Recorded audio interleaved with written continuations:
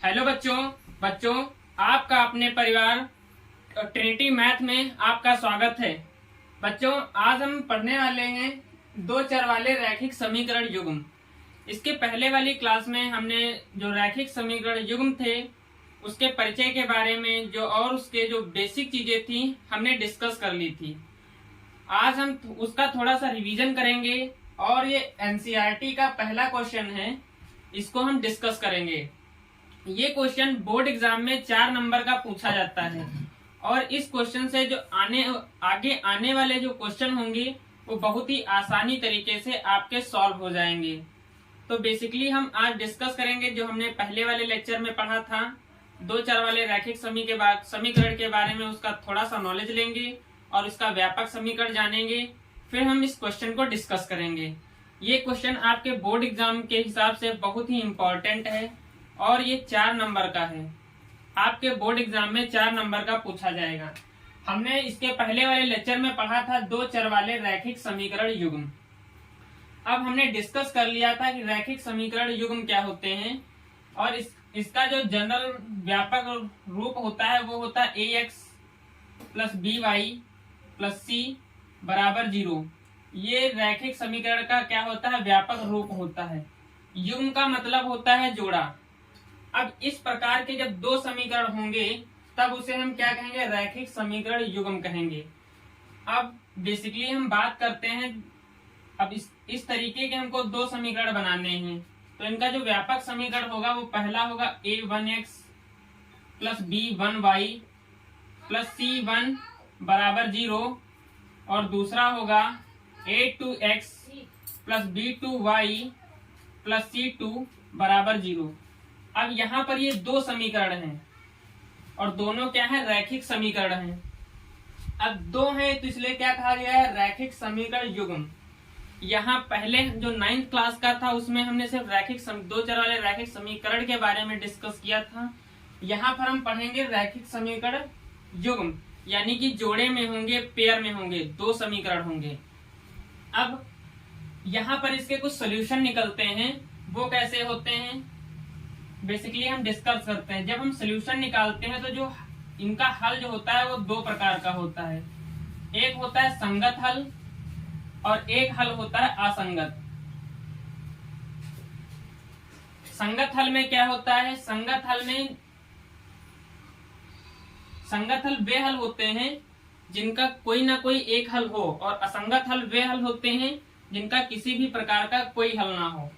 असंगत हल की जो कंडीशन होती है a1/a2 is equal to b1/b2 does not equal to c1/c2। ये होती असंगत हल की, मतलब जो दोनों रेखाएं होंगी वो दोनों रेखाएं क्या होंगी, समांतर होंगी। जब रेखाएं दोनों समांतर होती हैं तो किसी भी प्रकार का कोई हल नहीं निकलता है समीकरण का। और संगत हल में क्या होता है, या तो रेखाएं एक दूसरे को इंटरसेक्ट करें या एक रेखा दूसरी रेखा के ऊपर क्या हो, संपाती हो। तो यहाँ पर बहुत सारे हल निकलते हैं और यहाँ पर इसका सिर्फ क्या होता है, यूनिक हल होता है। यूनिक हल की कंडीशन होती है a1/a2 does not equal to b1/b2। अब जब हल कैसे होते हैं, संगत होते हैं और बहुत सारे होते हैं हल। रेखा कैसी होती है, संपाती होती है, एक रेखा के ऊपर दूसरी रेखा होती है। अब इसकी जो कंडीशन है वो होती है a1/a2 is equal to b1/b2 is equal to c1/c2।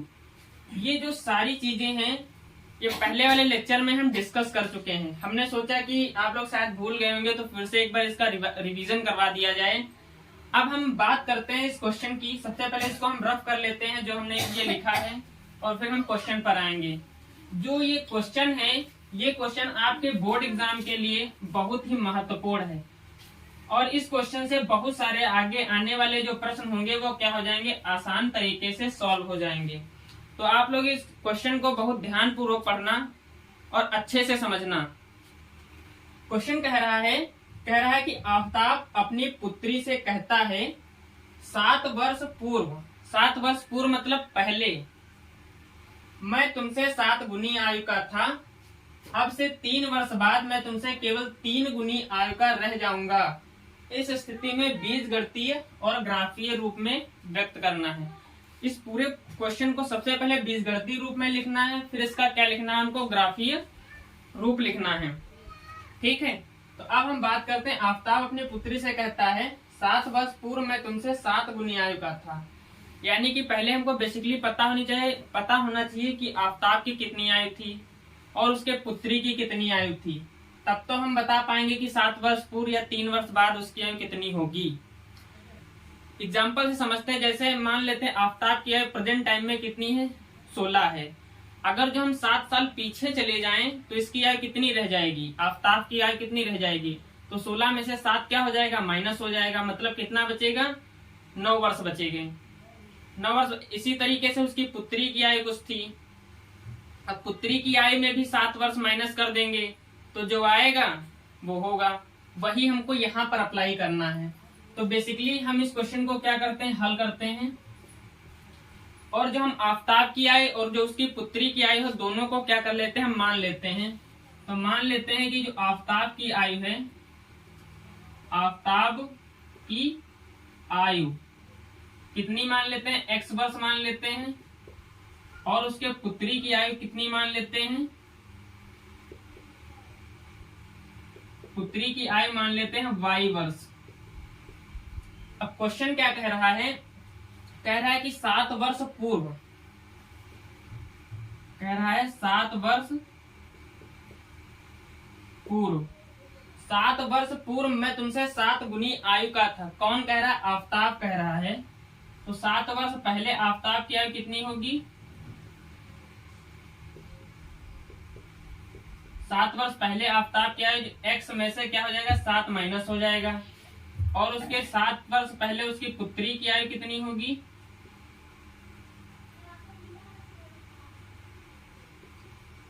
y minus 7 होगी।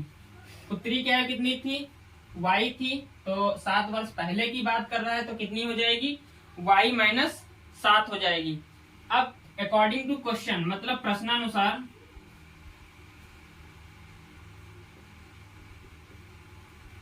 क्वेश्चन क्या कह रहा है कि 7 वर्ष पूर्व मैं तुमसे 7 गुनी आयु का था।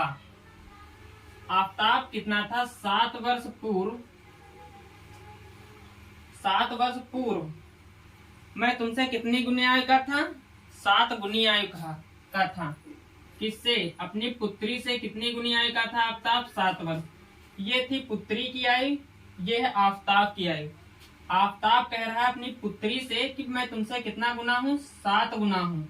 अब इसको सॉल्व करते हैं तो कितना निकल के आएगा, ये आएगा x माइनस 7, 7 का y से 7y, और 7 का 7 से कितना हो जाएगा, 49 हो जाएगा। ये 7y इधर आ जाएंगे तो ये आ जाएगा x माइनस 7y और माइनस 7, और ये प्लस 49 बराबर 0, और ये क्या हो जाएगा, x minus 7y, minus 7y में से 49 मतलब माइनस हुआ, ये माइनस है प्लस, तो दोनों क्या हो जाएंगे, माइनस हो जाएंगे, और ये कितना बचेगा, प्लस का 42 बचेगा बराबर 0।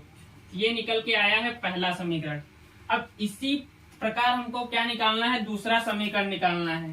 तो हम यहाँ से पढ़ते हैं, क्या लिखा है, 3 वर्ष बाद मैं तुमसे केवल 3 गुनी आयु का रह जाऊंगा।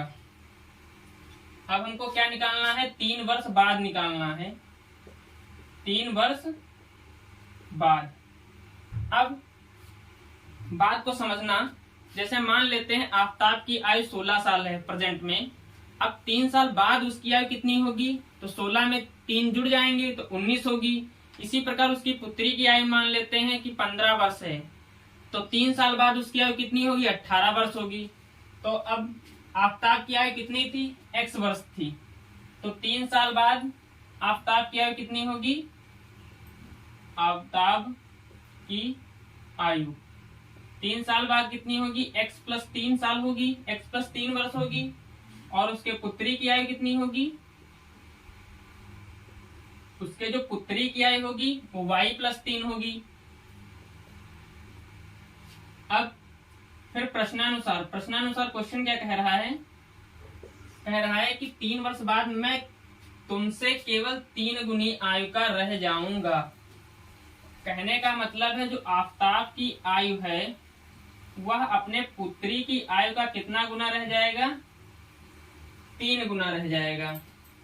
ये बात समझ में आई आप लोगों को?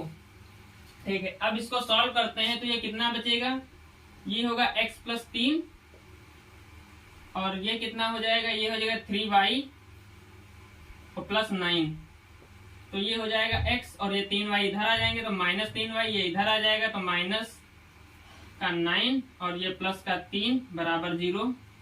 ये हो जाएगा x माइनस 3y माइनस 6 बराबर 0। ये होगा हमारा समीकरण नंबर 2। अब हमने इसका बीजगणितीय रूप को क्या कर लिया है, सॉल्व कर लिया है। ठीक है, अब इसका हम क्या सीखेंगे, आलेखीय रूप सीखेंगे।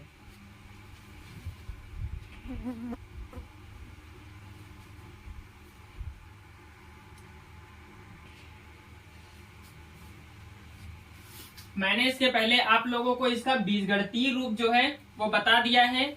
अब जो बीजगणितीय रूप निकल के आया है, इसमें पहला समीकरण निकल के आया है x माइनस 7y प्लस 42 बराबर 0। ये है हमारा पहला समीकरण। और दूसरा समीकरण निकल के आया है x माइनस 3y माइनस 6 बराबर 0।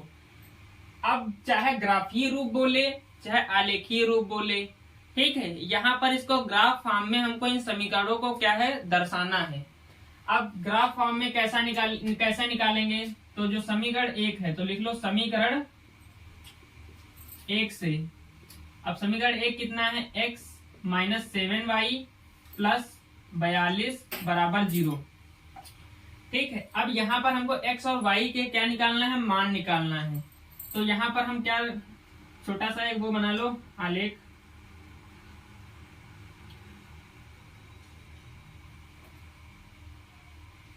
एक में x लिख लो और दूसरे में क्या लिख लो, y लिख लो। यदि हम x बराबर क्या रख लेते हैं, 0 रख लेते हैं। x बराबर अगर जो हम क्या पुट करेंगे, इसमें 0 पुट करेंगे तो ये बचेगा माइनस 7y प्लस 42 बराबर 0। तो यहाँ से y बराबर कितना आ जाएगा, 6 निकल के आएगा। ठीक है, वैसे यहाँ पर हम y बराबर 0 रख तो सकते हैं। जब y बराबर यहाँ पर 0 पुट करेंगे तो x का मान क्या हो जाएगा, बहुत बड़ा हो जाएगा। अब जब बहुत बड़ा हो जाएगा तब जब इसको हम ग्राफ के रूप में रिप्रेजेंट करेंगे, प्रदर्शित करेंगे, तो हमको क्या होगा, ब्लॉक बनाना पड़ेगा। अब ब्लॉक ना बनाना पड़े इसलिए हम यहाँ पर कुछ भी वैल्यू एज्यूम कर सकते हैं। तो मान लेते हैं हमने क्या रखा, x बराबर 7 रखा। जब इस समीकरण में हम क्या रखेंगे, x बराबर 7 रखेंगे तो ये बन जाएगा 7 माइनस 7y प्लस 42 बराबर 0। तो यहाँ से कितना आ जाएगा, ये आ जाएगा 49 बराबर 7y और y बराबर कितना आ जाएगा, 7 आ जाएगा। तो यहाँ से x बराबर भी 7 आया है और y बराबर भी कितना आया है, 7 आया है। इसी प्रकार जब हम समीकरण 2 को सॉल्व करेंगे, इसी प्रकार हमको किसको सॉल्व करना है, समीकरण 2 को सॉल्व करना है। समीकरण 2 कितना है, ये समीकरण 2 है x माइनस 3y माइनस 6 बराबर 0। यहाँ भी क्या करेंगे, वही काम हमको करना है, सेम काम यहाँ भी करना है। x बराबर हम क्या पुट करेंगे, 0 पुट करेंगे। जब x बराबर हम यहाँ पर 0 पुट करेंगे तो x जब 0 हो जाएगा तो y का मान कितना आ जाएगा, y का मान आएगा, ये बचेगा, इसको सॉल्व करेंगे तो इसको यहाँ पे सॉल्व कर लेते हैं। ये हो जाएगा माइनस 3y माइनस 6 बराबर 0। तो ये हो जाएगा 3y बराबर माइनस 6 एंड y बराबर कितना आ जाएगा, माइनस 2 आ जाएगा। तो कितना आ जाएगा, माइनस 2 आ जाएगा। अब यहाँ पर y का मान कितना पुट कर लेते हैं, 0। तो जब y 0 हो जाएगा तो x का मान कितना आएगा, 6 आएगा। अब हमने आलेखीय रूप में या ग्राफीय रूप में रिप्रेजेंट करने के लिए हमने क्या किया है, यहाँ पर पॉइंट्स को निकाल लिया है। जो बिंदु थे उनको हमने क्या कर लिया, फाइंड आउट कर लिया है। ठीक है, अब इसका हम बनाने वाले हैं ग्राफ। तो ग्राफ बनाने के लिए मान लेते हैं इसका पहला पॉइंट कितना माना है, समीकरण से जो पहला पॉइंट मिला है वो पहला x कितना है, 0 है, y कितना है, 6 है। दूसरा पॉइंट कितना निकल के आया है, 7,7। इस वाले में इसको मान लेते हैं c कितना निकल के है, 0, -2 और d पॉइंट कितना निकल के है, 6,0। अब इस पॉइंट को क्या करना है, हमको ग्राफ पे रिप्रेजेंट करना है। क्या करना है, ग्राफ पे रिप्रेजेंट करना है। तो हमको ग्राफ बना लेना है। कुछ ऐसे बनेगा ये ग्राफ। और ये हमारा एक्स एक्सिस होगा, ये हमारा वाई एक्सिस होगा, ये हमारा एक्स डैश होगा, ये हमारा वाई डैश होगा। यहाँ पर हमको रिप्रेजेंट करना ये 1 2 3 4 5 6 एंड 7। इधर -1, ऐसे ऐसे यहाँ पर कहीं ना कहीं -7 होगा, ऐसे इसको रिप्रेजेंट कर लेंगे। यहाँ पर कहीं ना कहीं -7 होगा, या ऐसे भी रिप्रेजेंट कर लेंगे। यहाँ कहीं ना कहीं 7 होगा।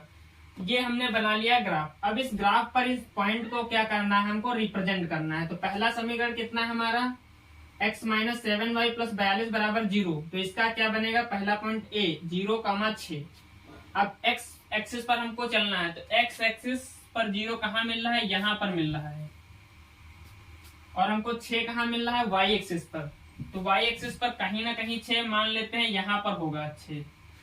ठीक है, यानी कि ये वाला पॉइंट हमको मिल रहा है। ये पॉइंट क्या है, हमारा A पॉइंट है। और A पॉइंट कितना है, 0,6 है।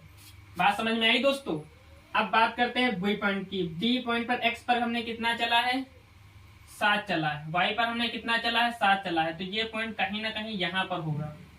और यहाँ पर पॉइंट कितना होगा, x भी 0 है हमारा, y भी 0 है। तो मतलब लाइन कौन सी बनेगी, इस वाले पॉइंट से होते हुए और इस वाले पॉइंट से होते हुए लाइन बनेगी। और जो इस लाइन का इक्वेशन होगा वो कितना होगा, वो होगा x - 7y + 42 = 0। इसी तरह हमको इन पॉइंट को भी क्या है, दर्शाना है। तो c कितना है, 0 - 2 है। यानी कि x एक्सिस पर हमको कितना चलना है, 0 चलना है। और -2 y एक्सिस पर y एक्सिस पर कितना है, -2 है। तो कहीं ना कहीं -2 मान लेते हैं, यहाँ पर होगा। तो बेसिकली हमको पॉइंट कौन सा मिलेगा, ये वाला पॉइंट मिलेगा। ये पॉइंट क्या है, C है कितना, 0,-2। और ये D पॉइंट है। D पॉइंट कितना है, 6,0 है। x एक्सिस पर हमको कितना चलना है, 6 चलना है। तो 6 और y एक्सिस पर 0 कहीं ना कहीं यहाँ होगा। मतलब ये वाला पॉइंट क्या होगा, 6,0 होगा। तो ये वाली लाइन बनेगी इन पॉइंट्स को काटते हुए। ये होता है इसका ग्राफीय रूप। ठीक है दोस्तों, मैंने आप लोगों को ये जो क्वेश्चन है इतनी आसान तरीके से बताया है कि आप लोग पूरे YouTube पर आपको ऐसा सलूशन कहीं नहीं मिलेगा। और इससे रिलेटेड जितने भी क्वेश्चन हैं NCERT में आप लोग बहुत आसान तरीके से सॉल्व कर सकते हैं। ये जो क्वेश्चन है पूरे NCERT का समझ लो बेस ही है। इसमें हमने 2 चीजें को डिस्कस कर लिया है। पहला हमने इस क्वेश्चन में डिस्कस किया है कि किसी भी शाब्दिक जो प्रश्न होते हैं उनका बीजगणितीय रूप कैसे बनता है। दूसरा हमने डिस्कस किया है, अब जो हमने रैखिक समीकरण जो पढ़े हैं उन समीकरण का हम ग्राफ कैसे बनाते हैं। ये 2 पॉइंट्स हमने डिस्कस किए हैं। अब इसके आगे वाले वीडियो में हम बहुत सारी चीजें डिस्कस करेंगे।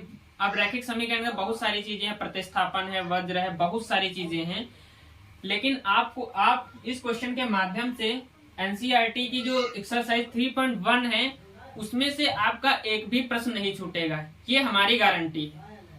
और